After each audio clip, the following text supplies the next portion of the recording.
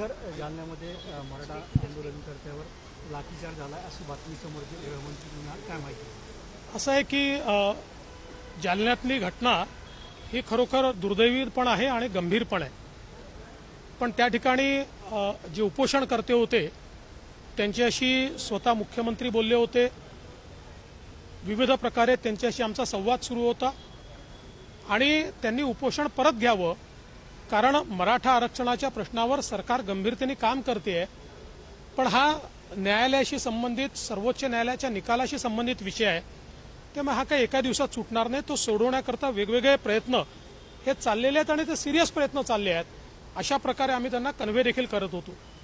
मात्र त्या ठिकाणी ते काही उपोषण सोडायला तयार नव्हते. त्यांची तब्येत खराब होत होती.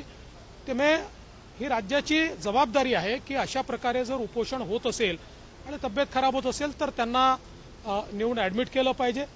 त्या प्रकारे काल देखील प्रयत्न केला. काल तिथे जमलेल्या लोकांनी सांगितलं की नाही, आज नाही, उद्या तुम्ही या, उद्या त्यांना आपण ॲडमिट करू. पुन्हा प्रशासनाने ती भूमिका घेतली. प्रशासन पुन्हा आज त्या ठिकाणी गेलं आणि त्यांना विनंती केली. दुर्दैवाने आज त्या ठिकाणी गेल्यानंतर पोलिसांना घेरून मोठ्या प्रमाणात दगडफेक करण्यात आली. जवळपास अधिकाऱ्यांसहित 12 पोलीस हे त्या दगडफेकीमध्ये जखमी झाले आणि त्यानंतर त्या ठिकाणी लाठीचार्ज करण्यात आलाय. आपण जर बघितलं असेल तर लाठीचार्जमध्येही कोणी गंभीर जखमी होऊ नये अशा प्रकारचा प्रयत्न करण्यात आलेला आहे. पण त्यावेळेस जर तो लाठीचार्ज किंवा लाठीचार्ज तर कमी झाला, काही अश्रुधुराचे नळकांड्या त्या ठिकाणी फोडण्यात आल्या, त्या जर नसत्या फोडल्या तर तिथे जे काही पोलिसांचं पथक गेलं होतं ते जो काही बेछूट अशा प्रकारची गोटमार होत होती त्याच्यामध्ये त्या पथकाला, म्हणजे आता तर ते जखमीच झाले आहेत, पण कदाचित पोलिसांना अतिशय वाईट परिस्थितीला सामोरं जावं लागलं असतं. आणि म्हणून मला असं वाटतं की या संदर्भात राज्य सरकार पूर्ण सेन्सिटिव्ह आहे. आम्ही यापूर्वीही खरं म्हणजे मराठा आंदोलकांशी सातत्याने चर्चा केली आहे. मी मुख्यमंत्री असताना तर आपण मराठा समाजाला आरक्षण दिलं होतं. त्याच्यानंतर सर्वोच्च न्यायालयामध्ये ते आरक्षण का टिकलं नाही हे आपल्या सगळ्यांना त्याची कल्पना आहे. काय मागच्या सरकारमध्ये झालं मी त्याच्यावर बोलणार नाही. पण आताही माननीय मुख्यमंत्र्यांनी स्वतः समिती तयार केलेली आहे. ती त्या ठिकाणी प्रयत्न करते. वेगवेगळ्या ज्या मागण्या आल्या त्या मागण्यांवर त्या ठिकाणी प्रयत्न चाललेला आहे. आणि म्हणून मला असं वाटतं, मला सगळ्यांना अपील करायची आहे की मराठा आरक्षणाच्या प्रश्नावर सरकार गंभीर असल्यामुळे कोणीही कायदा आपल्या हाती घेऊ नये. आणि विशेषतः अशा प्रकारे जर लोक त्या ठिकाणी एखाद्या व्यक्तीला उपोषणाला बसवून आणि सगळ्यांनी त्याला घेरून ठेवायचं आणि त्याला मरण्यावर सोडून द्यायचं, सरकार बघ्याची भूमिका घेऊ शकत नाही. सरकारला त्यांना वाचवावंच लागेल. अशा प्रकारे कोणाला सरकारला मरू देता येणार नाही. त्यामुळे ही भूमिका पोलिसांनी ती घेतलेली आहे. तथापि या संपूर्ण ही जी काही इन्सिडन्स झालेला आहे याची चौकशी देखील केली जाईल. कोणाचीही चूक असेल तर निश्चितपणे त्याच्यावरही कारवाई केली जाईल. माझी सगळ्यांना विनंती आहे की सगळ्यांनी शांतता पाळली पाहिजे. राज्यामध्ये कुठेही याचा एक प्रकारे वेगवेगळे इन्सिडन्स होणं हे देखील योग्य नाही आहे. आणि त्यासोबत माझी राजकीय पक्षांनाही विनंती आहे आणि राजकीय नेत्यांना विनंती आहे की मी शब्द वापरतोय त्याकरता माफ करा, पण बहती गंगा में हात धोणं हे बंद करा. हे करणं योग्य नाही. हे राज्याच्या हिताचं नाही आहे.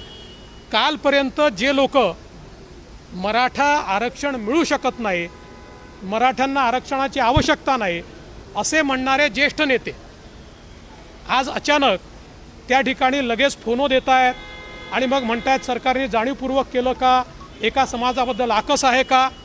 माझा त्यांना सवाल आहे की त्यांनी त्या समाजाबद्दल काय केलं किंवा त्या समाजाच्या आरक्षणाबद्दल काय केलं हे एकदा दाखवावं. आम्ही ते लोक आहोत की ज्यांनी मराठा समाजाला आरक्षण दिलं, ते आम्ही हायकोर्टात टिकवून दाखवलं. सुप्रीम कोर्टात तुमच्या काळात ते गेलं, परंतु हरकत नाही. मला असं वाटतं की हे जे लोक राजकारण करतायत यांनी राजकारण तात्काळ बंद केलं पाहिजे. हे अशोभनीय आहे. अशा प्रकारचं राजकारण अशोभनीय आहे. शांतता ठेवली पाहिजे. आणि मुख्यमंत्री एकनाथराव शिंदे हे पूर्णपणे मराठा आरक्षण परत मिळवण्याच्या संदर्भात कारवाई करतायत. त्याकरता सरकार कटिबद्ध आहे. सर, दुसरीकडे पाहायला गेलं तर सध्या ह्याच अनुषंगाने विविध मराठा समाजाचे जे कार्यकर्ते आहेत ते आक्रमक झालेले आहेत, जाळपोळ झालेली आहे, त्यांच्यासाठी काय आव्हान करणार? नाही, माझं त्यांना एवढंच आव्हान आहे की सरकार जर गंभीरतेने काम करते आहे तर त्यांनी रस्त्यावर येण्याची आवश्यकता नाही, जाळपोळ करण्याची आवश्यकता नाही. त्यांनी हे समजून घेतलं पाहिजे की हा कॉम्प्लेक्स प्रश्न आहे. सुप्रीम कोर्टाच्या आदेशानंतर त्याची एक पूर्ण पद्धती आहे, जी पद्धती सरकारने सुरू केली आहे. कारण सुप्रीम कोर्टाने सांगितलेल्या पद्धतीचा अवलंब जर केला नाही तर समाजाला फसवल्यासारखं होईल. समाजाला फसवायचं कारण नाही आहे. त्यामुळे त्यानुसार कारवाई चालली आहे. त्यांनी हे करू नये. पण मला त्यासोबत मी पुन्हा एकदा सांगतो, माझा कोणावरही आरोप नाही, पण काही राजकीय पक्ष याचा फायदा घेण्याचा प्रयत्न करत आहेत आणि त्यांचे कार्यकर्ते हे देखील मराठा समन्वयकाच्या नावाने या ठिकाणी हिंसा पसरवण्याचा प्रयत्न करत आहेत. त्यांनाही हात जोडून विनंती आहे, असं बिलकुल करू नका. अशा प्रकारे करणं योग्य नाही आहे. हा काही राजकीय प्रश्न नाही, हा समाजाचा प्रश्न आहे. समाजाच्या प्रश्नावर जर तुम्ही एकत्रित येऊ शकत नसाल तर मला असं वाटतं की मग समाजाबद्दल तुमच्या मनामध्ये कुठलंही प्रेम नाही, तुम्हाला केवळ राजकारण याच्यावर करायचं आहे. आम्ही निश्चित यातनं मार्ग काढण्याचा प्रयत्न करतो. सर, तुम्ही गृहमंत्री आहात. शरद पवार असं म्हणतात की सध्या या प्रकरणामुळे गृह खाते जे आहे ते अपयशी ठरले. असं आहे की आता पवारसाहेब मुख्यमंत्री असताना गोवारी हत्याकांड झालं आणि त्या ठिकाणी 113 गोवारी समाजाचे लोक हे मृत्युमुखी पडले. पवारसाहेब पाहायला देखील गेले नाहीत आणि त्यांनी राजीनामा देखील दिला नाही. त्याच्यामुळे मला असं वाटतं की आत्ताच्या परिस्थितीमध्ये पवारसाहेबांच्या जवळच्या लोकांनी त्यांना सोडून आमच्यासोबत सरकार तयार केल्यामुळे पवारसाहेब फार नाराज आहेत, चिडलेले आहेत, व्यथित आहेत. त्यामुळे ते असे आरोप करत आहेत. ते मोठे नेते आहेत, मी त्यांना उत्तर देणार नाही.